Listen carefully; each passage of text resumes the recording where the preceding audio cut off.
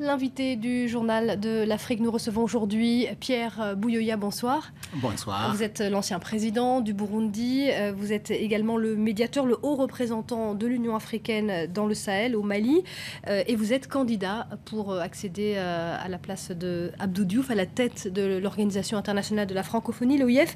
Ça se décidera à Dakar, fin novembre. On va commencer par la situation au Mali.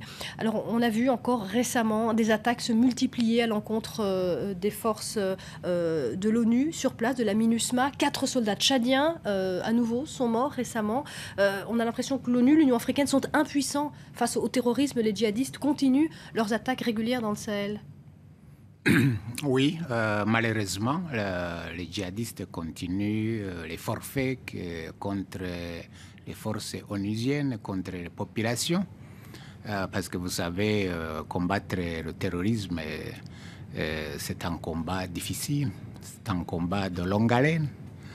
Je crois que ces attaques, malheureusement, vont continuer pendant un certain temps. Et pourquoi l'Union africaine n'est pas assez armée, l'ONU n'est pas assez armée? D'abord, l'Union africaine n'a pas de force déployée sur le terrain. Vous savez, aujourd'hui, le maintien de la paix, c'est les Nations Unies, bien sûr, il y a les troupes africaines. Alors, sur le terrain, il y a, en termes de force, il y a l'ONU, il y a l'armée malienne, il y a les Français.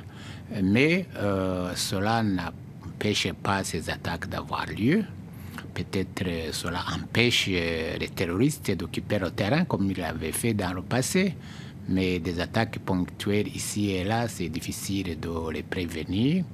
Il faudra, je crois, dans le Nord Mali, d'abord, faire la paix avec les mouvements armés dits non terroristes. Ça permettra de clarifier la situation. Et puis, il faudra organiser alors le combat contre les terroristes. Ce sera un combat de longue haleine qui devra impliquer les Maliens, qui impliquera les pays voisins et aussi la communauté internationale. Donc c'est un combat de longue haleine, il ne faut pas qu'on s'y trompe. Pierre Buyoya, vous êtes candidat, on l'a dit, à la tête de l'Organisation internationale de la francophonie. Vous êtes soutenu par votre gouvernement, le gouvernement du Burundi. Est-ce que ce n'est pas gênant pour vous, au vu de ce qui se passe sur place, la multiplication des arrestations d'opposants, de militants des droits de l'homme, Pierre Claver Mbonimpa, en ce moment, qui est en prison? Est-ce que ce n'est pas gênant pour vous, quand vous postulez un poste aussi important, ce soutien d'un gouvernement qui est très critiqué en ce moment? Non, je crois qu'il ne faut pas mélanger les choses. Il y a ma candidature, qui est une candidature d'une personne, d'une personnalité, bien sûr, qui a l'appui de son gouvernement. Et puis, il y a l'action gouvernementale. C'est deux choses différentes, je crois. Vous ne serez pas lié, une fois que si vous êtes élu, vous serez capable de dénoncer les crimes commis dans ce pays? Comptable de ce qui se passe au Burundi. Mais est-ce que vous n'aurez pas les mains liées, une fois, si vous êtes élu à la tête de la francophonie, vous serez capable de critiquer, de dénoncer les atteintes aux droits de l'homme? Vous savez, je crois que celui qui est à la tête ou celle qui est à la tête de l'Union africaine n'aura pas de problème de dénoncer les excès ou les manquements qu'il y aurait dans son pays. La même chose, celui qui serait aux Nations Unies ou dans d'autres organisations internationales, il a l'obligation, le devoir de traiter son pays à même égalité que les autres. Donc vous n'hésiterez pas à Je le faire. ne vois donc pas de problème à son niveau.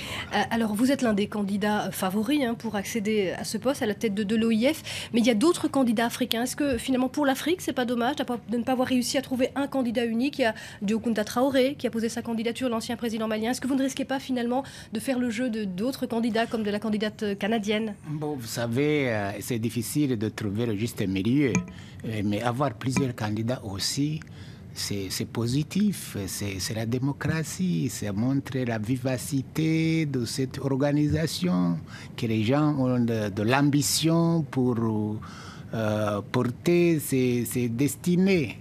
D'un côté, de l'autre, bien sûr, quand on est trop nombreux, fatalement, on fera la concurrence. Nous sommes encore assez loin de l'échéance. Probablement que les choses vont s'éclaircir avec le temps. Mais moi, je ne vois pas ça comme quelque chose de très négatif, au contraire. Donc ça se décidera, on le rappelle, fin novembre lors du sommet de Dakar. Merci beaucoup Pierre Bouillat d'être venu sur ce plateau du Journal de l'Afrique. Restez avec nous dans un instant, une nouvelle édition sur France 24.